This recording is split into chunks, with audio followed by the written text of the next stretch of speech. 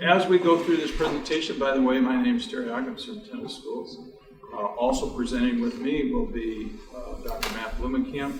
He is Assistant Superintendent for Finance and Human Resources. So we'll start by just going through some numbers. And as we look at this, we have three layers. We have the elementary in this color bar here, and middle school in the middle, and the high school down below. So as we look at the elementary, this year we had something unique. We didn't have a growth in our kindergarten. We had very level. So what that did is create this stoplight. Green means that they're 90% or less in capacity. Yellow means they're in that 90 to 99%. And red means that they're at capacity or above. And so as we look at the elementary, we see that we have 5 elementaries, and the capacity is 2,507. And down here it tells you what the capacity of those buildings are. So as we look out, we see that we will not be over capacity until 27-28. Now, how do we arrive at these numbers before I go through the middle school and the high school? We take a 5-year average. And so we look historically back 5 years and what each grade, kindergarten through senior level, has grown over the past 5 years. We take that percentage and add that moving forward. So as we look at the middle school, you're in one of our newest buildings this evening, Bennington South, and the middle school capacity will be 1,500, 750 per building. As we look out there, it extends beyond 27-28. We're anywhere from 7 to 10 years before we reach capacity in our middle schools. And what we're here for this evening in the high school. As we look at that, we see that in the next couple of years, we're going to hit capacity at the high school. High school's capacity is 1,150. When we get out, as we can see, we're 29% above capacity in 26 and 39% above capacity in 27-28. Again, using 5-year historical growth moving forward. We always like to use this chart as just 9 through 12.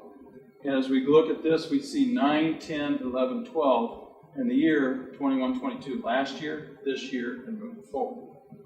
People always ask, where are we going to be when it comes to activities, athletics?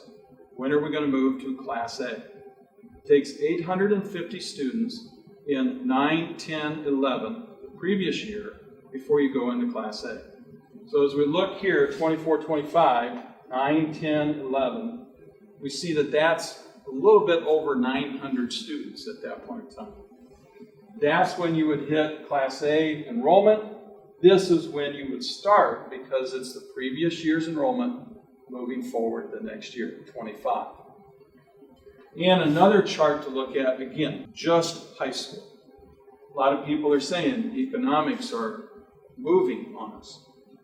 People are seeing higher interest rates in homes. There won't be as much growth. I heard tonight on the news, that gas prices are going to go up. All of those things could be factors moving forward. But when you look at it, you're going to see these years here are historical. But if we look next year, we see a gray and a darker line, we call it black. The gray means no growth. These are the kids that are in the buildings right now. So no historical growth added to it at all. So as we look out here to 26-27, what we're looking at is the current 5th through 8th grade. And those numbers add up to 1280. That would put us approximately 130 students over capacity at that point in time. And if we look at historic, we can see that that would be 1470. That would be our 29% over. But even with no growth at all, we're at 11 to 12% over capacity with the students we have in the buildings right now. We talk about full built out. So when all subdivisions are platted, all subdivisions have home, they're either parks, they're commercial land, whatever it is, when a district is fully built out, we're looking at demographers, city planners, we're looking at architects, engineers, developers, and they say that we're going to be between 12,000 and 14,000 students. That means that 12,000 is somewhere around the 4,000 students in a high school, 9 through 12. If we look at that, we see over here that we have an estimation of what it would be at fully built out. So 4,000 would be 2 schools of 1,500 and 1 school, current high school, of 1,150. That would take us between 4,100 and 4,200 students at a high school. Thus, we're going to show you in a little bit why we're looking at a high school of 1,500, because it fits that full build-out. Now, if we go down middle school, we see that we have 2 middle schools at 750. We see that we're going to need between 3 and 4, depending on how we build them. And we're looking at anywhere from 12 to 13 elementaries. Keep in mind, the elementaries can expand beyond that 480. Pine Creek did so a couple of years ago. They're at 575. Why and where's the growth coming?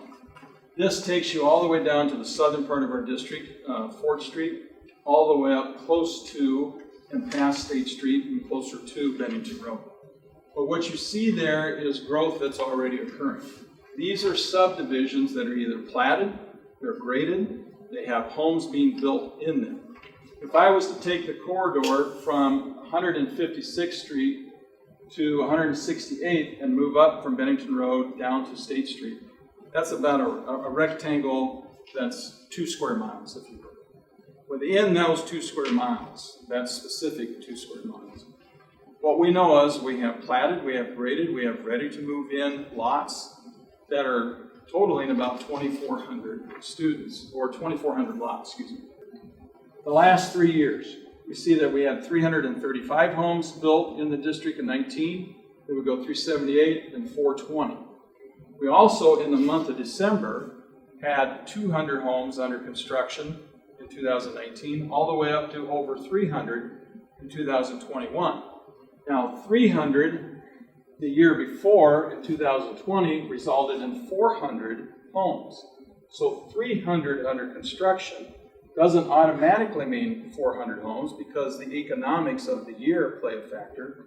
But those 300 will at least be homes coming into the next year. We're always asked, how do you know how many students? You don't peek in windows. You don't do a census every year. So how do you historically know the number of kids in those buildings, or in those homes? You take a look historically, Pine Creek, 502 homes. We see that we currently have 531 students in Pine Creek subdivision. That is kindergarten through senior. We know that we have a ratio of a little more than 1 student attending Bennington Public Schools per home. Meadow Ridge, a little less. Then we go to Newport Landing, or Bennington Lake, and that is about 1 to 2. So Newport Landing tends to be the lowest. Pine Creek doesn't necessarily become the largest, because there are some smaller subdivisions. Newport Hill, Shiloh Ranches, Woodlands Crossing, they're larger than the 1.06 that a Pine Creek has. But you can see historically what we're looking at in terms of growth and how we determine numbers. This is the layout for the future high school. It is Military Road down here at the bottom of the map. Over here, it's 180th Street. Over on this side, it would be to your left, would be Woodlands Crossing. So it's somewhat reverse if I was to push it this way and look to our north. We have about a little less than 80 acres, around 76, 77 acres that are a part of this parcel. When we look at it, we see that the school is more to the south and to the west.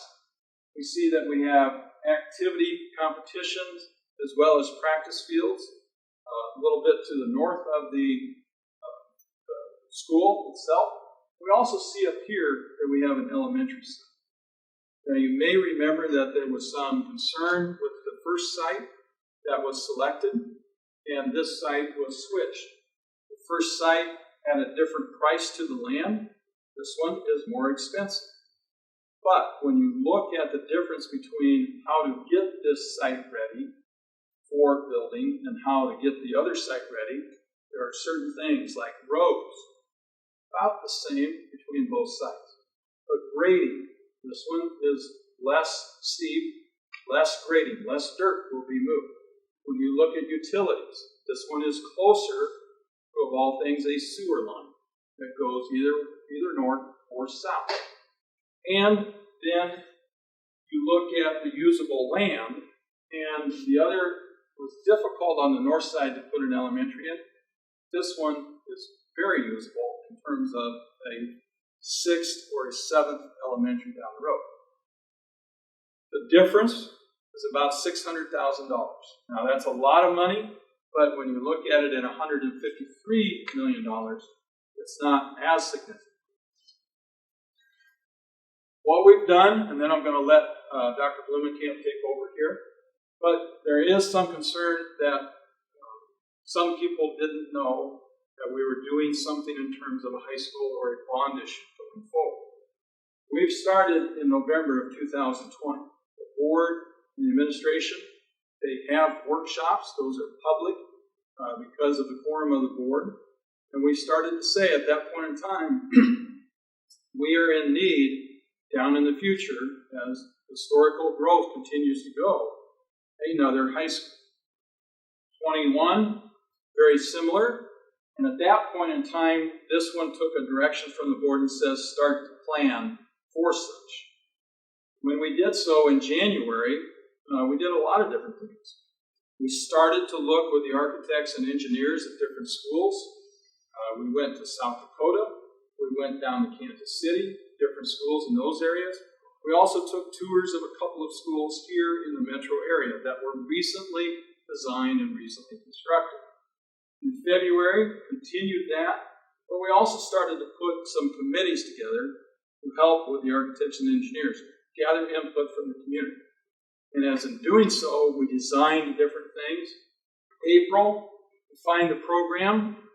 That involved a lot of different people from the community. It involved teachers from the high school, administration, board members, all looking, architects asking, what do you want the high school to look like as you move forward? And then in June, some more workshops. Now in July, we pushed that out to the community. We wanted to get some input from the community. So we had some meetings that were designed to tell you what the board and administration, what these committees were looking to do moving forward. I'm going to let Dr. Blumenkamp take over now to finish some more with the design of the high school. Okay, so the school itself, on the lower level, a first level with an academic wing, and then we'll have a second academic wing on top of that. This school will be built for 1,000 students. It'll be able to be built out to 1,500 when it's fully built out. But our proposal right now is for 1,000 students. So when you look at these wings, you'll see there's a kind of an empty spot down here at the bottom. We could add a double stack of an academic wing, that's what these are here, to add to that 1,000 student school in the future as we grow. So in the lower level, we have 2 gymnasiums. We have a competition gym that seats 1,800. We have an auxiliary gym to the north of that seats 500. We have locker rooms that surround both of those gymnasiums. When we get to the first level here, this area is the top level of the gym, and then we have our weight room and our fitness facility that are next to that as well. As we move over here, we have choir and band rooms, and I'll show you a picture of those here in a few minutes. We have an auditorium. We have our commons and our kitchen area and kind of our entryway with our administrative wing there. And then the green rectangle here is our STS or CTE classroom space. And then we have our first floor with a media center here, and we have our second floor on top that would have family consumer science, a teacher's lounge, and a few other breakout classrooms. So we've color coordinated this. If you'd like to look at this presentation and have a little bit more opportunity to study it, we do have it on our website at Bennington Schools. 40 core instructional classes, family consumer science, visual arts, media center, support center, specialized learning labs. Again, that's the first and second level with 2 what they call academic suites that would be in this proposal. with a third academic suite that's 2 levels or 2 stories that could be proposed out there. All right, we'll start with the band and choir room. A little bit bigger than the current band and choir room that we have at the high school. We have some practice rooms in between those two. We have storage outside of the band room. That was a feature that a lot of the new schools that we have toured have to allow for some more room in the band room and to get those instruments outside. The auditorium will be 800 seats. The current auditorium at the high school is 650. This will be 800. There will not be a balcony. They'll be all on one level. We will have storage and we will have a scene shop on the back side of the stage with some dressing rooms in between. When we looked at the original map, one of the things that we had on that blueprint or that layout were parking stalls. There are going to be about 1,000 parking stalls at this school. And the reason I say that, so I've talked about a gymnasium that's got 1,800 capacity. The current gymnasium is about 1,600 at the high school right now. We talk about band and choir being a little bit bigger. We talk about an auditorium that seats 800 as opposed to 650. We talk about 1,000 parking stalls as opposed to about 730 at the current high school. We say, well, why is this bigger? Why do we have more at the school? Well, the school eventually could be built out to 1,500. The current school is 1,150 capacity. So we'll just have more students potentially in the building. So we've got to build a little bit bigger facilities to be able to accommodate those students. Okay, the gymnasiums I talked about. They'll be top-loading gyms with a track that is around both gyms. That will be similar to what we have right now. All right, career and technical education. This is the spokes on the wheel, per se, of what career and technical education looks like as far as the Nebraska Department of Education. And we have some of those courses that are currently available at Bennington High School. We've had many business courses. We've had many woods and drafting classes at Bennington. We've had some family consumer science courses that have been available. But we wanted to continue to try to add to what we have as far as offerings, and we want to try to continue to look to expand as we build a second high school. So how do we do that? One of the things we do is we survey our students. We ask them, what classes are you interested in? What classes do you feel like you would like to take?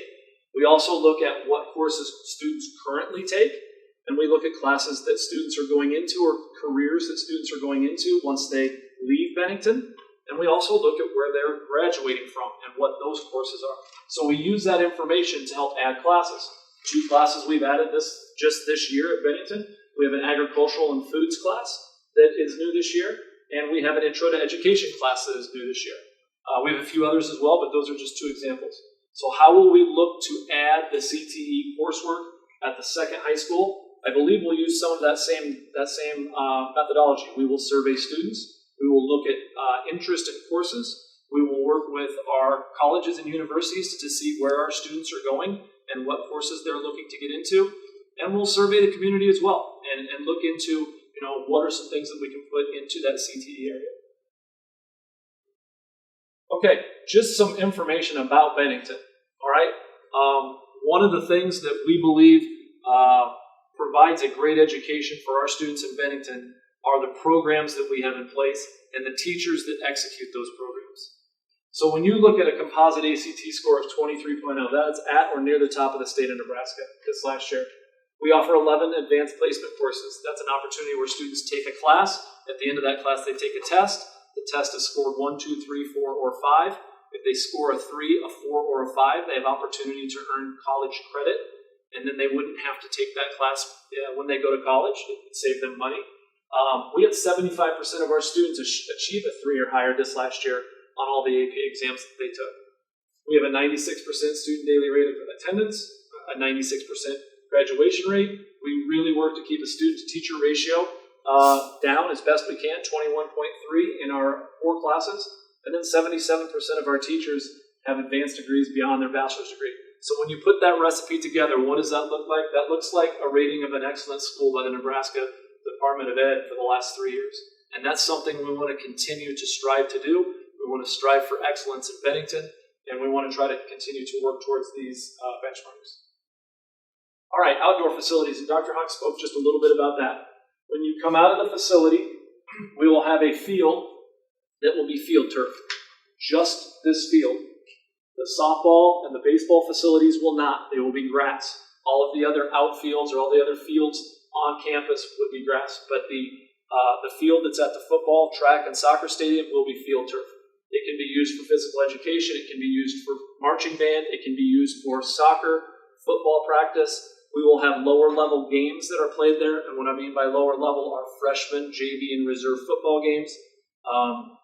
Track duels could take place there. Track triangulars could take place there. Soccer could play JV, maybe could play varsity as well. There'll be 1,000 seats that we'll build in the bleachers. Right now at the current facility, we had 3,000, and I'll talk to you here in a minute about what that renovation looks like. We're working towards 4,000, and I'll talk to you about why in just a minute. But like our track invitational that we hold every year, we would not be able to do that at the stadium. Football games on Friday nights, we just will not have enough room to do that. So we're trying to create one stadium that's our competition stadium for Bennington schools with what we would call a little bit smaller or lower level stadium at this facility.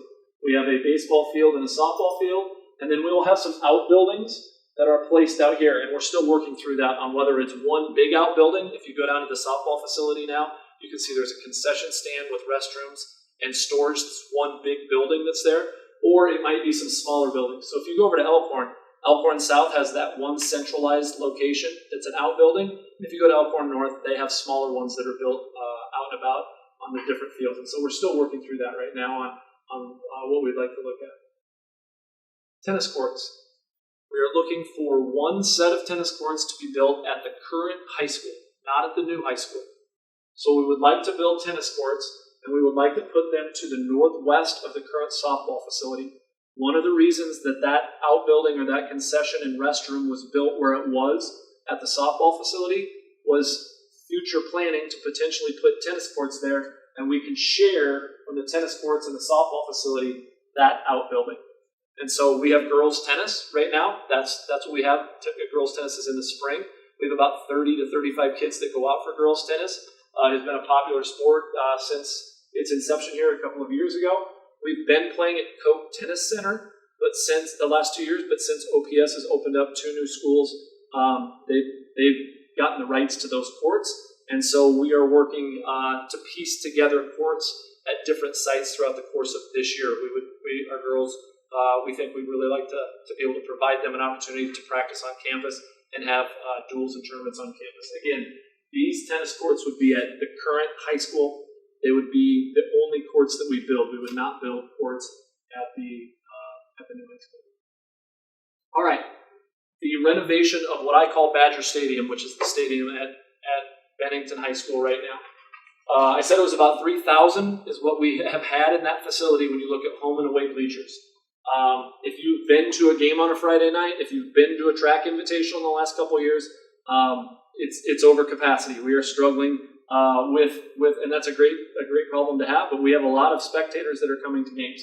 So a few years ago, in our 2020 bond, the Board of Education decided, all right, we're going to renovate and expand this stadium so it can be our district stadium. So similar to what Elkhorn does with Antler Stadium, or what Millard does with Buell Stadium. Pavilion, I think, does the same thing down at Pavilion La Vista South. So how do we do that?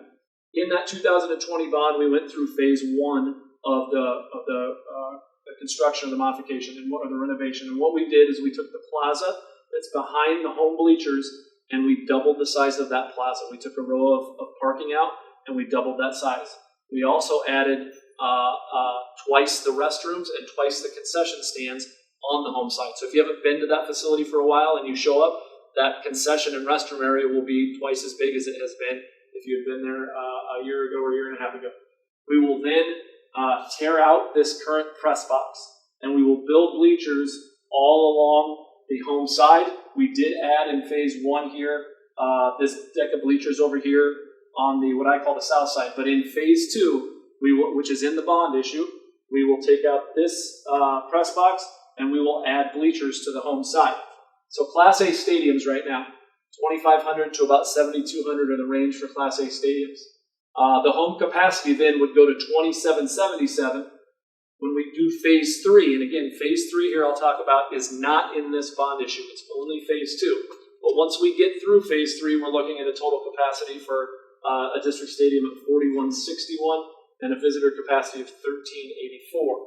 So when I talk about phase two is pink. So if we look at this screen right here, phase one is blue. These are the extra bleachers I talked about. Here's the doubling of the size of the concession and restrooms. And we doubled the size of the plaza. In phase two, we would add the second deck of bleachers and we would rebuild the press box.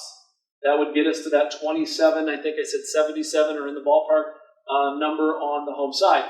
In phase three, we would go to the visitor side. And up here in the corner, which is pink, we would add 2 caps of bleachers on the current set of bleachers, and we would put in a permanent restroom and concession stand.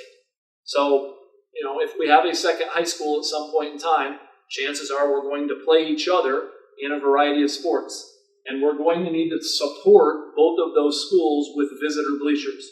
And so to be able to expand and build the facility to that size, we think is important as far as a district stadium goes. All right, activities. 65% of our kids are involved in activities. We have 18 teams.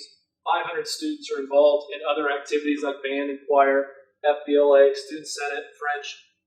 It is important. It's an extension of the school day. Tons and tons of data says that students are engaged, are more productive, and achieve at a higher rate. That has been a cornerstone of Bennington High School for as long as I've known, as we want students involved in extracurricular activities. All right, safety and security. So in the bond, there's about a $350,000 line item for safety and security. And what we're looking to do is in all 8 buildings, put protective glass on the exterior windows and doors of all of those buildings. It's called ballistic glass. And what that does is if we happen to have an active shooter that were to come to the building and try to get in on a door that we lock all of our doors during school hours, but they try to shoot through the glass won't break. The bullet would still go through, but the glass won't break, and that shooter would not be able to enter through that glass. And so what does that do? That gives us some time. It gives us 20 or 30 or 40 seconds, maybe a minute of extra time for our students in the building to get into a lockdown and get into their classrooms and lock their doors and become safe. It also gives first responders and police more time to arrive on site to help us with that situation. And so that is something that we are interested in installing. It would be in all of our buildings across the district, all 8 buildings, and the cost is about $350,000. Dr. Hopp will talk to you and finish up here with financial facts, and then we can answer some questions if you have. Thank you. I want to back up just a little bit and want to go back to this site.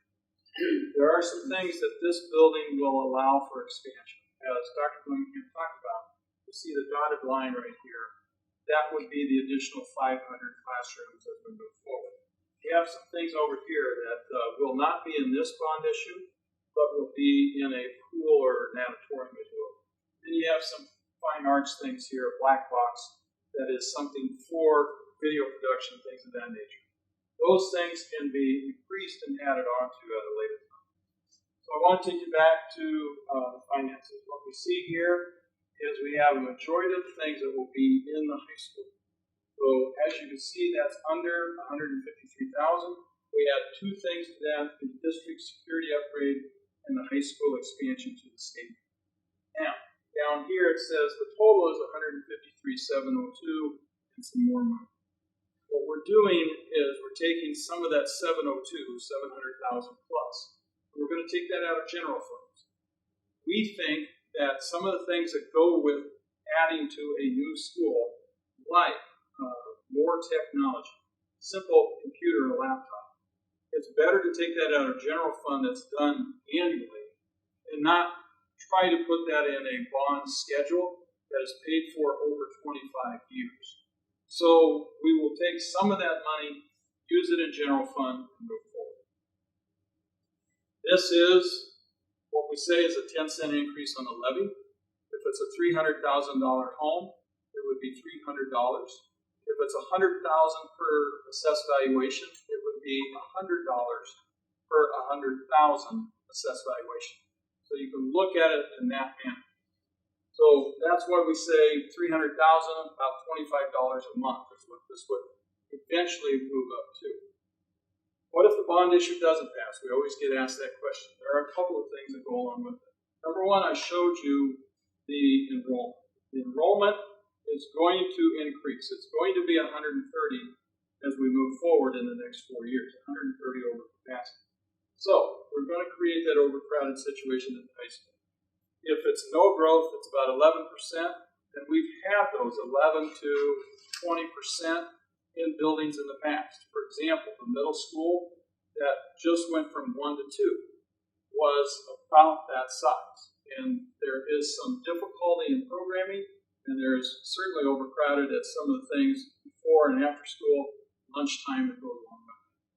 Delay in construction could, with interest rates continuing to climb, with construction costs continuing to climb, that will affect the bond issue moving forward. What is the short-term money? You cannot, if you were to add portables as an example, if you were to add something to the school to accommodate that, if you were to split schedules, have 0 hour and move forward, that could affect personnel. Those things come out of the annual budget and not in a bond budget moving forward. And then there's monies, anywhere from $5,000 to $25,000 that you would have to put into moving forward and doing another election. Now, law suggests that it can't be closer than 6 months, so you have to wait until you move forward 6 months before you can come back for a vote with the public. So absentee ballots were mailed out. The 11th, you can go into the election commissioner's office to vote. 21st is the deadline registered to vote, and I want to make sure you're clear on this. If you have moved, whether you've moved internally in the district, moved from out of state, wherever, if you have changed addresses, you need to register to vote to be able to vote for this election. 28th is the deadline to request an absentee ballot, and then the 8th is the general election vote.